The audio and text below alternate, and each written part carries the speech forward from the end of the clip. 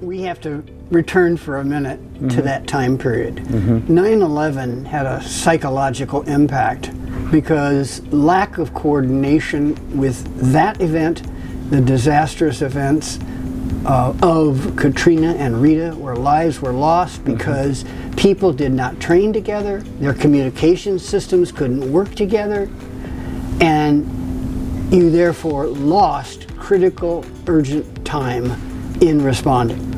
Fort Wayne had an ancient, it was an old abandoned school called Franklin School, which is now torn down. That's where our police academy was, less than satisfactory.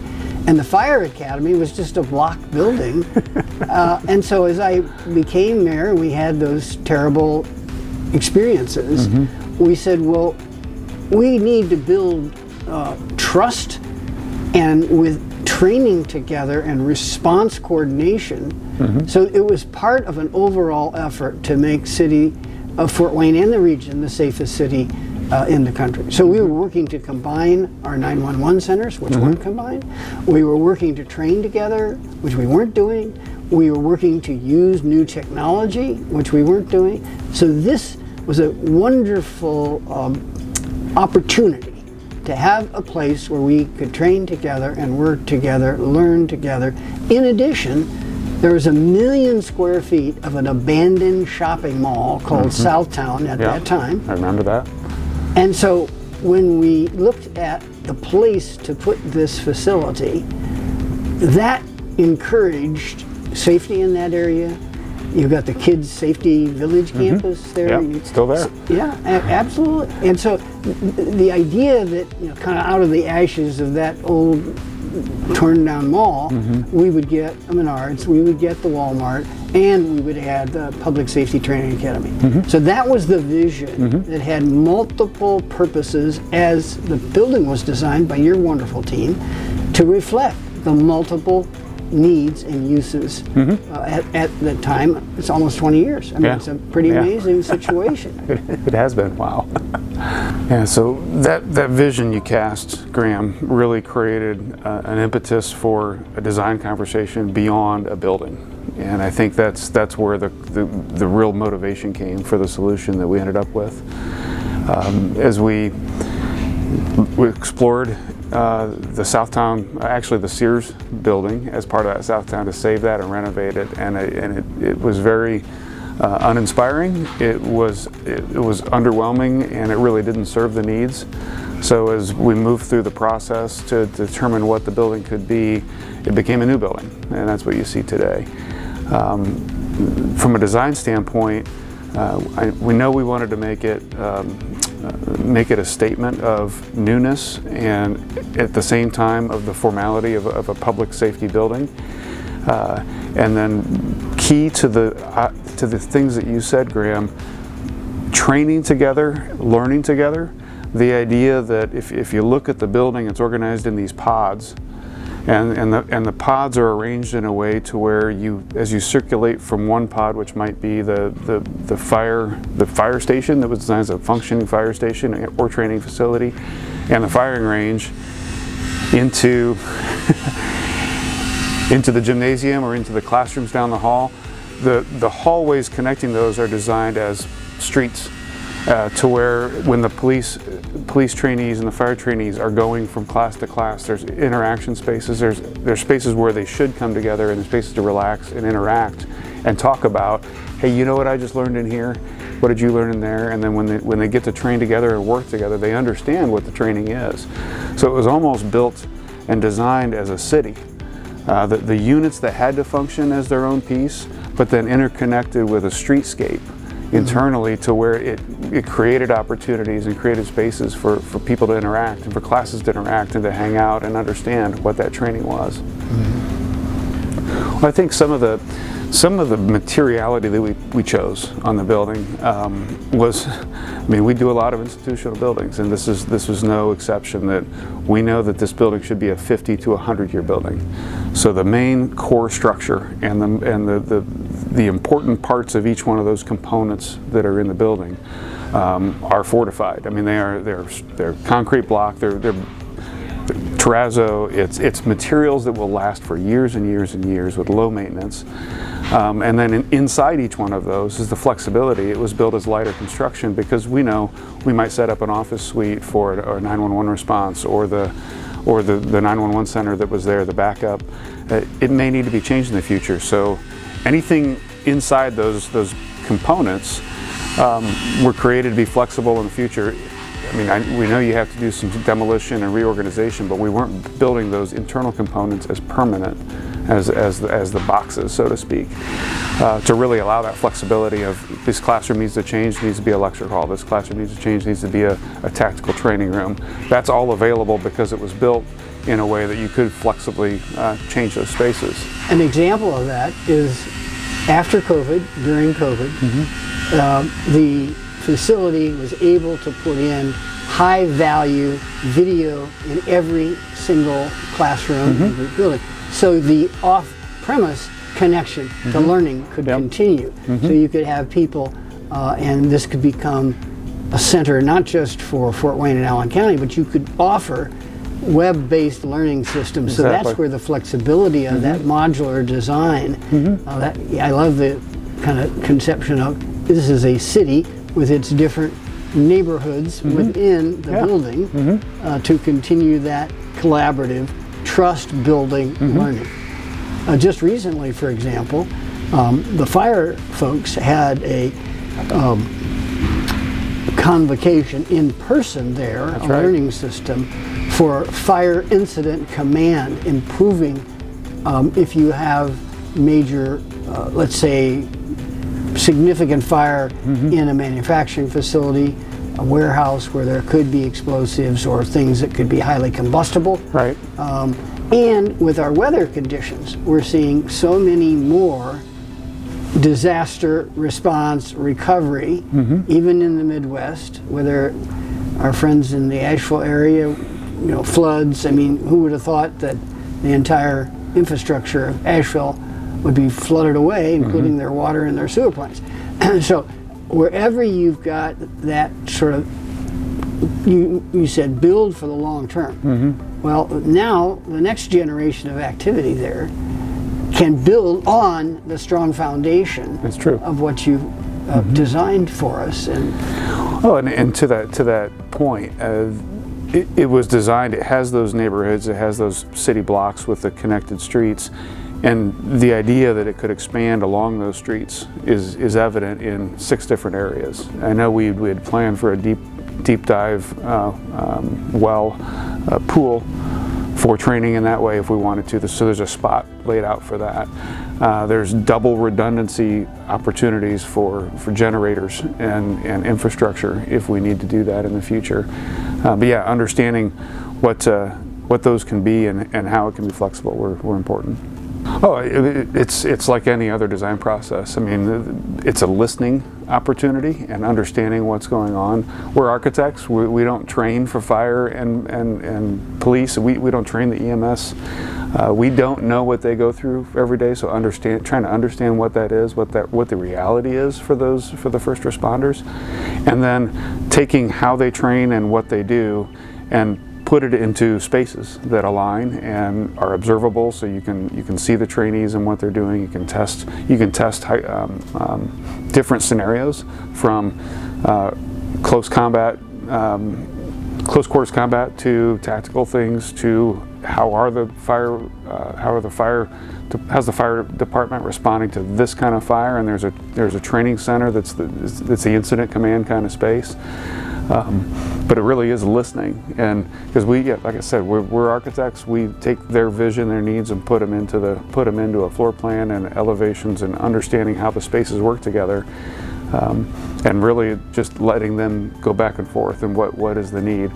There are very specific spaces in that building based on those needs. The discussion with the fire department on making sure everybody knows how to turn on and turn off and work with fire protection services, sprinkler buildings, understanding what fire alarm capabilities are there, and understanding how we trade them out as technology changes. What's the new panels look like, and how do those implement how you approach a building, to the simunition room, which has that flexible wall configuration, so they can literally set up, from a training standpoint, they can set up a almost pretend the house, do the floor plan in the house and how you approach the building and how you infiltrate a space, or how you recreate a crime scene to understand how the metrics work. I mean, those kind of things were they were pipe dreams when we started the building, but it became, how do we solve this problem and what is out there to help us create this? And the Simunition room, as I understand it, was the second one. It was modeled after something at Quantico. Yes. So to make that a reality here in Fort Wayne was And incredible. we had a national leader of Homeland Security at that time come to Fort Wayne because of this collaborative model that was executed so well by many of the members of Schenkel Schultz, who are now part of your Elevatus team. So I think as sort of the individual as mayor responsible for public safety in the end, we were trying to make this be a place where collaborative learning, individual skill development was building trust and confidence, so that under extreme stress circumstances you would have a unified understanding, and that's why that incident command for firefighting is so important. You have many different entities that will come together, volunteer fire, I mean, you have a major event. The region comes together to help deal with that crisis, that emergency. And the more you have a common understanding of training of the incident command structure, the more likely you are to get everybody on the team, even if they have a brown uniform versus a blue uniform versus a white uniform. Yep. And so the facility builds the opportunity for that kind of collaborative response. And when we had no facility really like this, you know, training would sometimes you'd rent part of the Coliseum, or you just didn't have the same locus of leadership and cooperation. Yeah, that's true. I think you focus on what you need here and now, but then you also, with your help, design a facility that, as you've mentioned before, has the ability to grow with changes and with events. So, for example, we know that emergency response communications have improved through our coordinated 911 center, through the technology that allows individuals to communicate across different jurisdictions.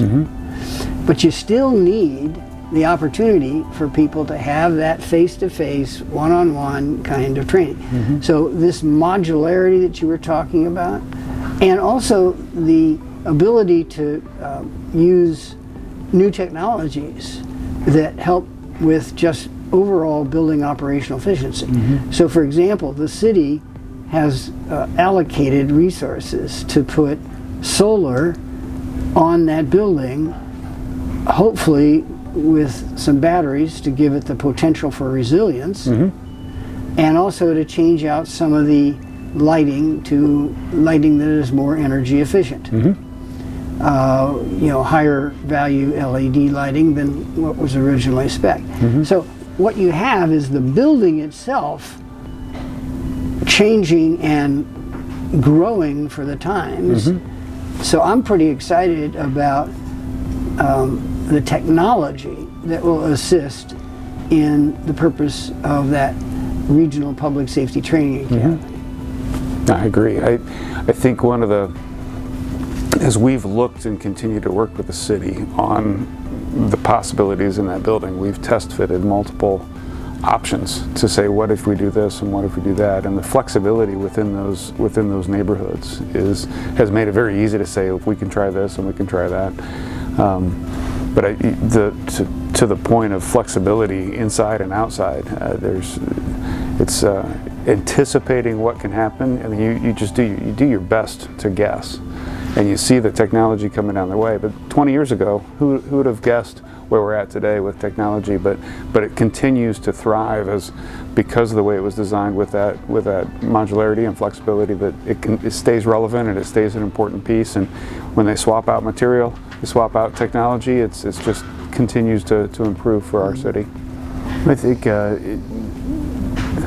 the best part about working with first responders is it's never about them, right? It's always about success as a team. It's always about safety. So the amount of egos involved in, sometimes when you do a multi-user facility, people start building their little fiefdoms. But this group was great to work with, understanding that they had their specialty, so we could design a component for them that was specific to their training needs or their office needs, and then do the same thing with each department. And then how they interact became more of the discussion, because they would get their training needs met, and then how their spaces interact with the police became more of a it was a collaborative effort. It wasn't really you have to agree on everything on the building. Are your needs met, and how can we improve your communication with the other first responders, and how does that integrate? Yeah, I think that's absolutely correct. What I experienced from a leadership perspective, when you have a project to do, and a building is the ultimate project. Mm-hmm. You're building something, there's timelines, and I was so fortunate to have Fire Chief Tim Davey at the time and Rusty York, who continued on to be the longest serving police chief of any city of our size, working with Tom Henry's administration. And they were friends. There sometimes can be tension and rivalry between the kind of silos of public safety. Mm-hmm. They were exemplary. They sat down together collaboratively with your team, laid out all of the wish list if they could have a facility. And I want to say initially there was we should have just build us a fire academy. Just build us a police academy, and that's where leadership comes in. Mm-hmm. And I said, well, why do we have to have two, and why can't we work together here, and aren't there common... So it took a little urging, but because you're saying, we're going to build this building, here it is, we're going to find the financing, which was another saga, and let's design for the future. Mm-hmm. And so once that kind of classic working in a silo turned into let's create a system approach, and architects are systems thinkers by nature. You can't look at a facility and just focus on the HVAC system, right. Or you can't look at a facility and just focus on, I love designing classrooms. You have to look at the whole building, because you're responsible for designing and ultimately working all the way through to construction to make sure that it's built according to the standards. And so that's what I really enjoyed in this process. Okay. And once it was done, everybody was happy, because they looked at that and they had new spaces, and the fire training captain was happy, and just all the things that we were able to design in for, I recall the excitement by the fire department by having in one location all of these different tools that they would typically use for their training, but had to go previously to different entire locations for their firefighter training to get it done. And a lot of people, what I don't know if a lot of people understand is we all picture this as the training academy for new recruits, but it is a continuous improvement process for every first responder. So they provide tactical combat. They provide continued training, book training. Actually, the city, I think, is using it for risk management on some of their the training as well. It continues to get use, but the Board of Health recently held a true. training there, because you don't think of your health department as part of public safety. But actually, it's a very important part, particularly after pandemics. But even if you're just looking at things that matter in a community, everything from understanding rodent control and what you do with you have. You're not saying there's rodents out there. Oh, I'm not no, saying I don't think there is. But the point is, safety is all of those things. You're trying to build, emergency responder times. What time does it take to get to your house when you have a, what's the runtime? Exactly. What's that? So this is all part of safety in the community. And at the Regional Public Safety Training Academy, the vision was we'd get more people coming together, and in that process, they'd learn from each other and build trust for those experiences that require all of this expertise to come together. And just in the last 10 years, we've had so many, whether it's floods, tornadoes, some sort of, we have a lot of train traffic through Fort Worth.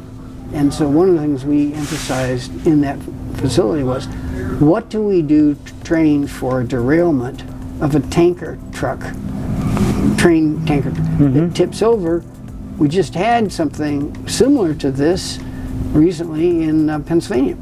And so all of those elements around public safety, that was the vision of how we could make this a resource for decades for the community. Well, Corey, in terms of obstacles, I think the most significant challenge was we're good enough. We don't really need this. Why are we spending this money? I heard that time and time again. And where will the money come from? You don't have the money in the police and fire budgets, Mayor. And we really had to give consideration because new buildings cost money. Repairing and revamping old buildings cost money. So internally, we did some analysis of if we just stayed in the old facilities, what would the cost be? Because there were recurring repair and improvement costs, even though they were not as significant as building a new building.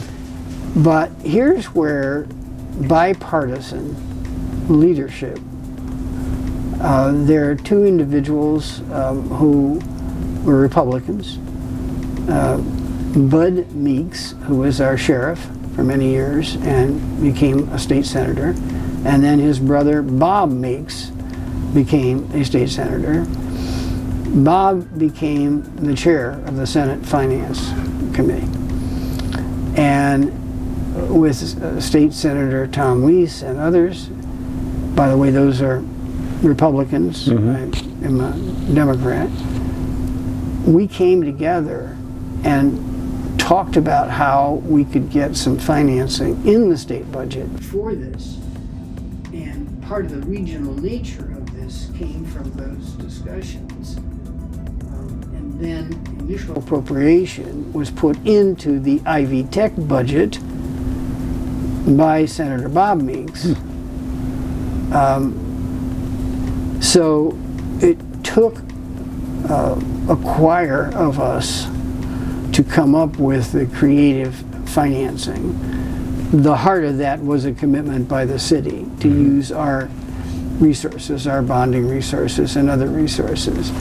But then there was always the question of your operations cost. Where will that be born? How will that be put together? So the original agreement, the other thing we did is we created an advisory board of regional and community leaders, business folks, folks interested in public safety, to advise on the continued operation and the program development. Brent Johnson, retired lieutenant colonel, was hired to help us facilitate and keep everybody working together, and then later on Bernie Beier, the Homeland Security Director. Yep. So it was really this kind of a choir of folks that helped get the resources, and that was there was much more work behind the scenes, many trips to Indianapolis on my behalf, Chief York, Chief Davey, to make sure we had the full allocation of resources. From what I remember from a design standpoint, the typical steps that we would take to evaluate an existing facility, what those costs are to run it, and then what are the benefits of changing to something new, and going through those same kind of iterations with, you've got funding parts that are moving around, trying to figure out how they all come together. The building design is to your point earlier about energy efficiency. At the time, we designed it to be LEED. LEED is probably 2.0 at that point in time, but trying to do the parts and pieces that we need to have the right facility from a functional standpoint, but also be conscious about the costs, not just first cost, long-term costs. Is this designed in a way that is as environmentally friendly as we can make it? And I know that was something that was core to your close to your heart, and we wanted to be great advocates for the environment while we're building this new building. So that was one of the struggles that I know we went back and forth with, trying to figure out how to make it more efficient, how to do it right and still make it a fortified safety facility that was going to serve for years to come. Well, the exciting thing from my point today, because I'm working with you and others on how do we bring the benefits of, close to almost 90% reduction in solar costs. So in today, the technology wasn't available back then that we can now add to improve that annual operating cost. Because buildings like this, your energy costs can be high. Oh yeah. And you're using them pretty constantly. You've got to keep the temperature at certain levels, and so it's pretty exciting to see now how we can take that the leadership in LEED of almost 20 years ago to now supplementing that with other ways to improve the resilience of the building, the energy efficiency of the building. So that's pretty exciting for all of us that care now about the next generation of clean energy supporting a great facility. That's true. I don't want to paint an overly rosy picture, because I think we still have not maximized the value and use of that building. It's become more of a facility, I understand, and therefore high security for training.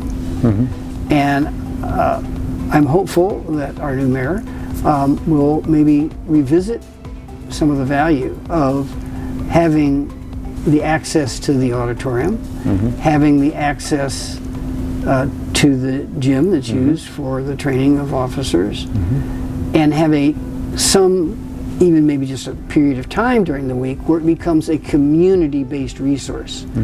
It was doing that for a while, and then out of necessity, I think it became more of a police, fire, more of a closed facility. So I think its benefit has already been significant, just as an economic development component of the revitalization of Southtown. Well, now, almost 20 years later, we need to look at that again.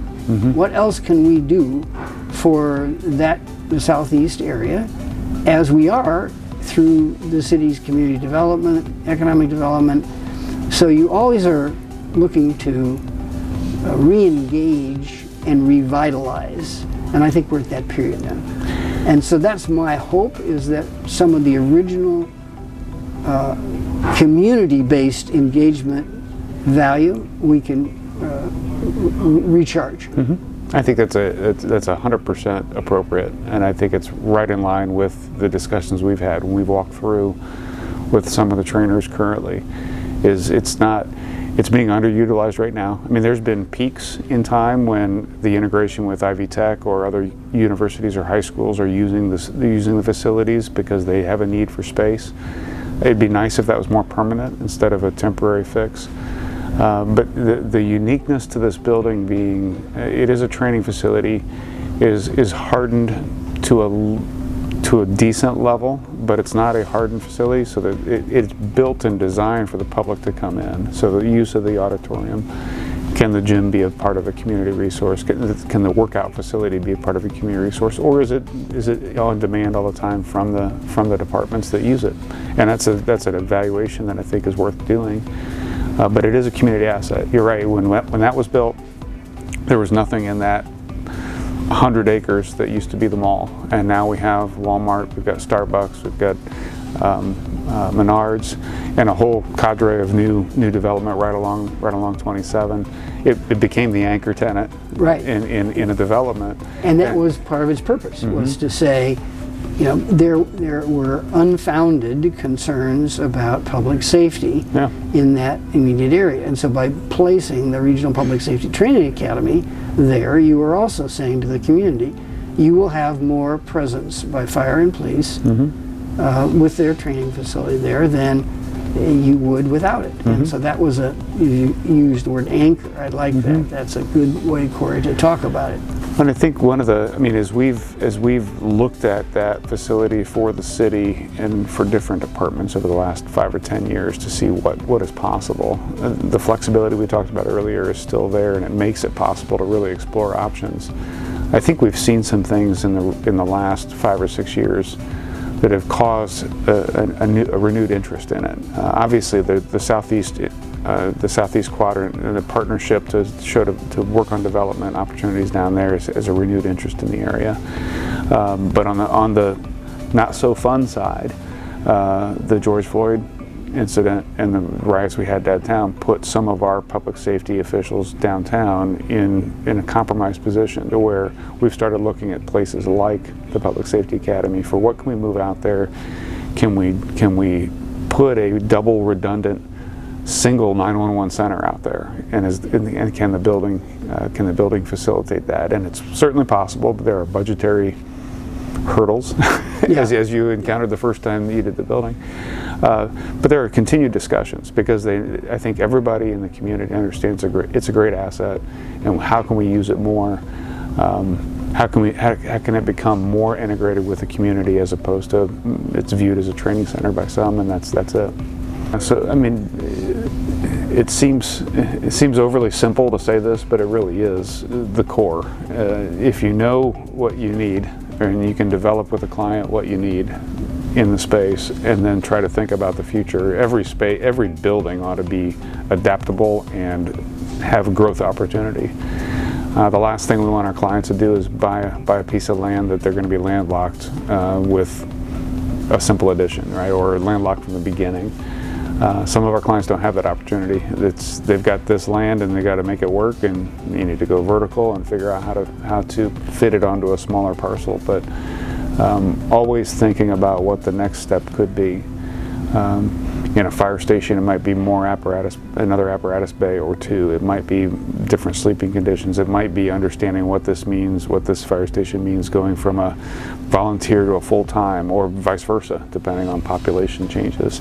From a police station, what are the capacities in here, and is it a hub and spoke design to how they operate, or is it more neurological kind of connections, and where are the hubs in the city, and it's not so defined. But really understanding what the need is for that facility, how it could expand and what could be expansion points, and then how is it part of the network. And I think this training facility was envisioned as a regional hub. And I guess going back to you talked earlier about the financial process of getting it paid for, and trying to think about this facility and future facilities and how the funding and operations work, this is way off topic and going back to what you said earlier, your vision for this to be regional had some political headwinds too. Well, it did, but it also had some advantages because you'll find, one of the two critical state senators did not have a district that included Fort Wayne. And so by talking about it from a regional perspective, it also brought value to his commitment to helping fund it because he could see the vision. Corey, I think I'm struck by the fact that we're having so many natural disasters. And while we still have horrible school shootings and more of them than we want, always even one life lost, teacher or a student, is just horrific. But how we provide safety in the future may take different forms and shapes as we encounter these horrific natural disasters and, unfortunately, man-made disasters. But something that I hold true is you have to build trust between and among departments, first responders, and there's an assumption today that that's there. And I don't think that's an assumption that should be made lightly. And I'm convinced that whether it's Indiana, Hawaii, wherever it is, this idea of bringing people together in person, and now virtually as well, but in person really matters. That trust is an under-recognized value in an emergency. So I'm hopeful that those who have the visionary leadership, a governor, getting the county commissioners, the mayor, the sheriff, many of these officials are elected and therefore feel their direct accountability is to the people that voted for them and to the institution that they lead. So a regional public safety training academy helps bring people together to talk about it. If I were to suggest something that I personally didn't get done, I believe if we had an authority that had a control over that facility that included the county government. We have some facilities now, both entities and like the Citizens Square building. We have a number of places that the city and the county have come together and focused on a collaborative effort for the use and the maintenance of that space. So you can almost think of it like putting the building in a community trust. I think I was so personally driven to just get this done, particularly because I had chosen not to seek re-election, that we thought the advisory board would do that function. Prominent citizens, business people, but that's not the same as governance. So, when we look at the Grand Wayne Center, when we look at the CIB, when we look at the different entities where we have really combined our economic development efforts, whether it's Northeast Indiana, whether it's our own local Greater Fort Wayne, those are institutionally, sometimes they're messy and hard to deal with and tensions and elbows, all that. But it's better than what we had, 20 years ago where everybody was in their silo. And so I think there's a little bit of this here now with this facility. So my informal advice to your clients would be build the broadest coalition, collaboration of potential users possible, and then create a governance structure that keeps them involved. I completely agree, and that's where I was going. Is we're working with the local regional training personnel and understanding the needs for this facility. The idea that it was a facility that could serve many people more than Allen County. It is regional, so there's no reason why Northeast Indiana isn't. All of Northeast Indiana counties aren't using it as a resource, and if the model is efficient enough and provides those unique opportunities you can't have in every county, why can't it be replicated in 4 other quadrants? Why can't it be in Northwest Indiana? Why can't the question becomes? It's a great model, and is that governance then bigger and broader than Fort Wayne and Allen County? That we're the hub of this region, but do we get buy-in and governance from Whitley County, DeKalb County, and make it a regional ownership to really get that buy-in and start utilizing it and create more opportunities? But working with all those entities is a tangled web, and you've been through that a number of times, and I think the coalition that created this opportunity was great, visionary, painted a picture that really continues to work today, and always trying to think of ways to add opportunity to it or increase the community's value in the building, because it is a community asset. So it is probably one of the more unique buildings from an aesthetic standpoint in Fort Wayne. As architects, we love the opportunity to design, and oftentimes, most of the time, we're finding the right fit for the client. And you said good enough is the lack of aspirational vision can be a hurdle to overcome, especially in government buildings when you're spending taxpayer money. You don't want to do something over the top. This building bid at the same time, right after Katrina, so we were scared about prices. Yet it was a very unique vision, and I think our design team had a great time doing it, and it was so unique that from your perspective now 20 years ago, when you look at it, what were the key components, key discussions you had with the design team that led to something that was really a statement to say it's a unique function, it's a unique building, and it's going to be a unique aesthetic too?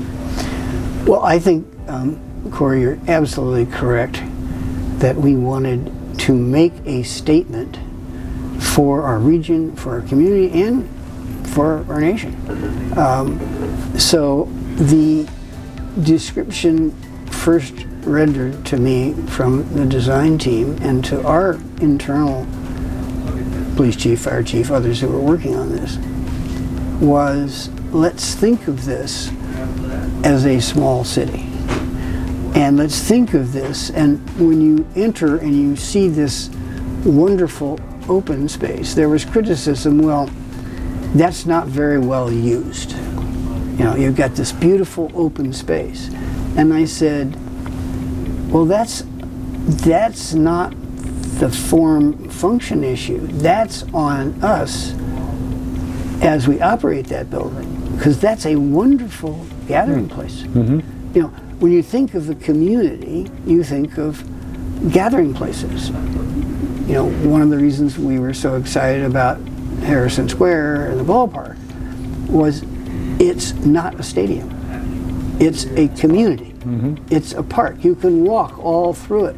You've got housing. You've got retail. You've got rock concerts. You've got all kinds. Mm-hmm. So I'm using that as a comparison because it's community.